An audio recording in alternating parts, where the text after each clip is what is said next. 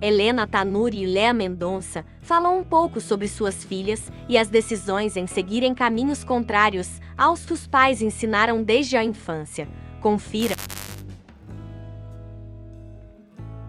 Porque Deus não tem netos, Deus tem filhos.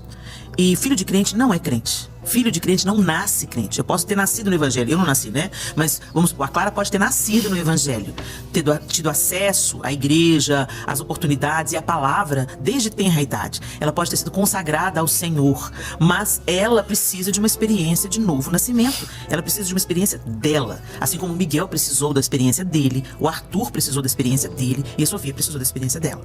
E quando a Clara entrou na universidade, ela descobriu um mundo que interessou mais aos olhos dela e se identificou mais com aquele mundo. A Clara, desde criança, ela sempre gostou do que é diferente. Então, por exemplo, a gente estava andando na rua, ela via alguém de dread, ela fazia assim, ela acompanhava com os olhinhos. Ela via alguém de cabelo colorido, aquilo chamava a atenção dela. A Clara é tão artista quanto eu, ela gosta do diferente, ela gosta do colorido, ela gosta do inusitado, ela gosta do criativo, né, e tal. E a Clara, como uma primogênita, como todo filho primogênito, a gente erra mais com os primogênitos, essa é a verdade. No nosso excesso de zelo, ou no nosso excesso de preocupação, às vezes, querendo dar disciplina e limite, a gente pode se exceder, né? E certamente eu cometi os meus erros. Em uma outra entrevista, um dia alguém me perguntou: você acha que você errou? Claro que eu errei. A gente sendo pai e mãe, a gente erra tentando acertar. Uma culpa eu não tenho. Eu não fiz isso de caso pensado, eu não fiz isso. Eu não errei com os meus filhos por negligência. Eu não errei com os meus filhos por abandono. Eu errei com os meus filhos talvez no excesso de preocupação, em querer protegê-los. Muitas vezes eu errei com os meus filhos preocupada com a opinião dos outros. Entendeu? A gente não tem que preocupar com a nossa reputação. A gente tem que preocupar em fazer o que é certo com os nossos filhos. E muitas vezes eu tive essa preocupação. O que vão pensar de mim, né? E o Senhor me desconstruiu com as escolhas da Clara. Então a Clara entrou na universidade, começou a fazer escolhas completamente diferentes daquelas que eu e o pai dela ensinamos a ela. Isso provocou uma ruptura, né? Ela não quis viver mais com a gente debaixo da mesma casa, porque se vivemos dentro da mesma casa, tem regras a ser seguidas. E chegou num momento ali que ela já tinha mais de 24 anos, ela já tinha mais de 24 anos, ela falou assim: não, eu quero morar sozinha, eu quero morar com os meus amigos, eu quero ter uma experiência fora de casa. Pra gente foi muito difícil ver a Clara saindo de casa, não porque ia construir a própria família, mas porque queria viver as experiências e as escolhas dela. Foi dolorido, foi difícil, foi árduo. Foi árduo ser julgada por pessoas que não me conhecem, nunca se sentaram comigo, não sabem, não acompanharam a educação que nós demos para os nossos filhos. Eles acompanham a nossa vida pela internet e pensam que sabem tudo sobre nós, né? Foi difícil ouvir muitas coisas duras, do tipo: quem é você para ministrar a palavra, se você não consegue nem convencer uma filha sua a seguir Jesus, né? E houve tempos que eu queria parar de ministrar, porque eu me senti exatamente assim. Eu não tenho autoridade, né, para ministrar. E aí o Senhor precisou de tratar comigo. E o Senhor precisou de falar comigo. É pela graça que você ministra. E sempre foi pela graça. Nunca foi pelo seu mérito. Eu não te uso pelo seu mérito, Helena. Eu não te uso porque você merece. Eu não te uso porque você é perfeita. Eu te uso porque você tem um coração rendido, entregue e disposto a ser trabalhado. Então não é sobre você, Helena. O seu chamado não é sobre você. O seu chamado é sobre quem eu sou. Eu sou o seu Deus. Então continua, né?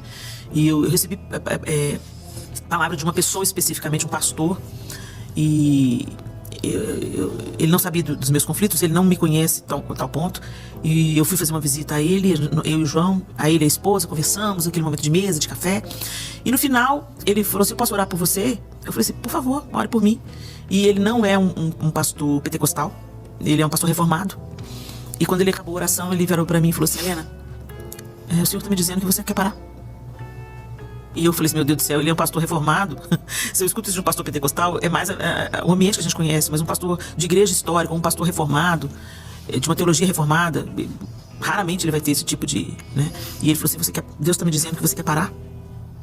E eu abanei a cabeça, porque eu fiquei tão surpresa com uma coisa que eu não tive nem voz. E ele disse: não é pra parar. O Senhor tá me dizendo que não é pra parar. Na igreja dele as mulheres não pregam. E ele disse pra mim: não é pra parar.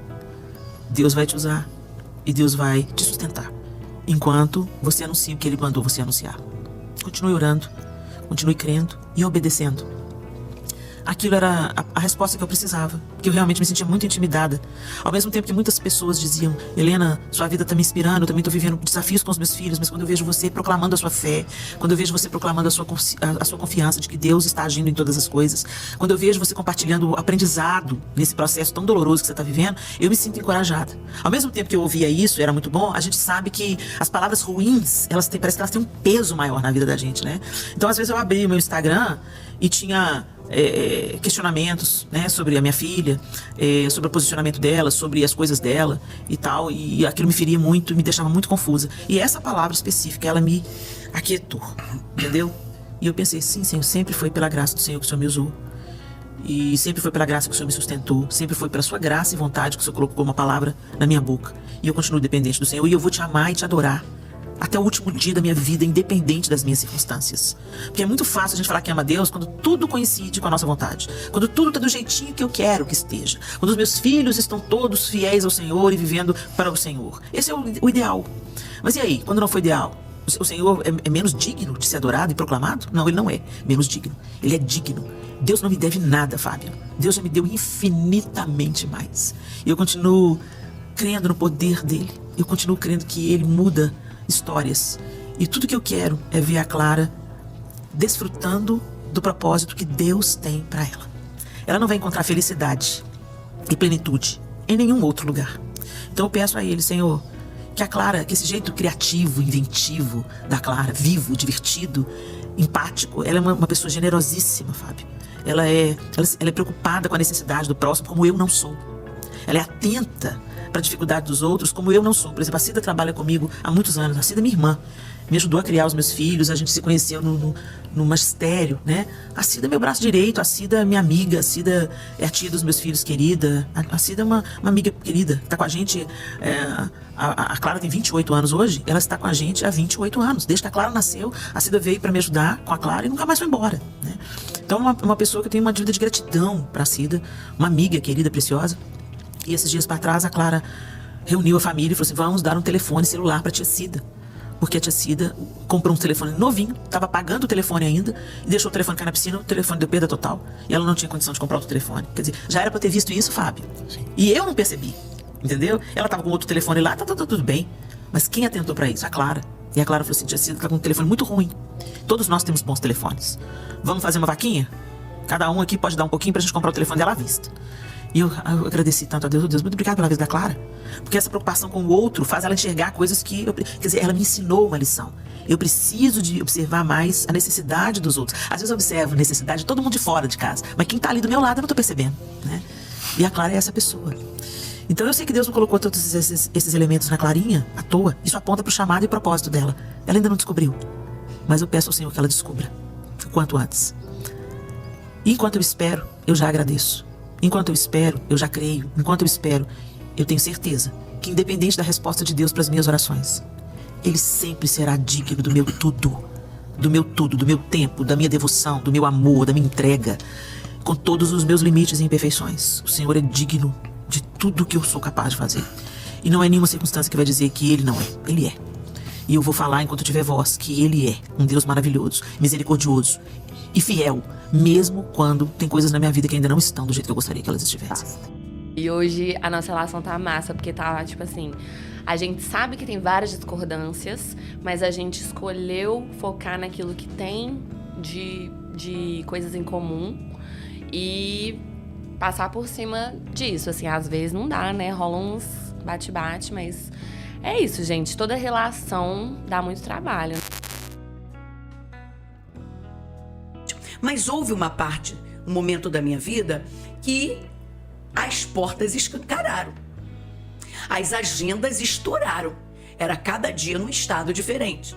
Então, eu e meu marido viajávamos e os meus filhos ficaram um pouco para trás. Minha filha reagiu, dizendo: mãe, tô saindo da igreja. Ela arranjou um namorado que era do espiritismo. Acabou comigo. Ali foi uma maneira de Deus dizer para mim: puxa o freio de mão. Porque não é porque todas as portas estão abertas que você vai entrar em todas elas. Você precisa ter consciência para saber em qual delas você vai entrar para não perder a família. Porque não vale a pena chegar lá na frente e para ganhar o troféu e perder a família. Não vale. Deus falou isso comigo, pastor. Aí foi quando eu dei uma parada para poder cuidar da minha filha. Que ela não saiu da igreja para ir pra baderna. Não, ela saiu da igreja porque se apaixonou por um rapaz que deu atenção para ela. Só que esse rapaz era do espiritismo. Aquilo acabou comigo. Fiquei 3 dias sem conseguir orar. Eu só me jogava no chão e chorava. Aí foi quando veio a música. Em teu nome eu curei, no teu nome vidas restaurei.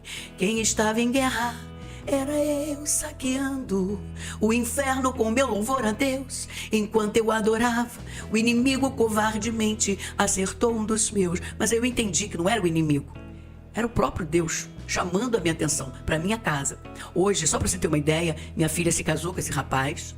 Ela voltou para os trabalhos da igreja, ele se converteu, a mãe, os irmãos, todos passaram pelas águas servindo ao Senhor.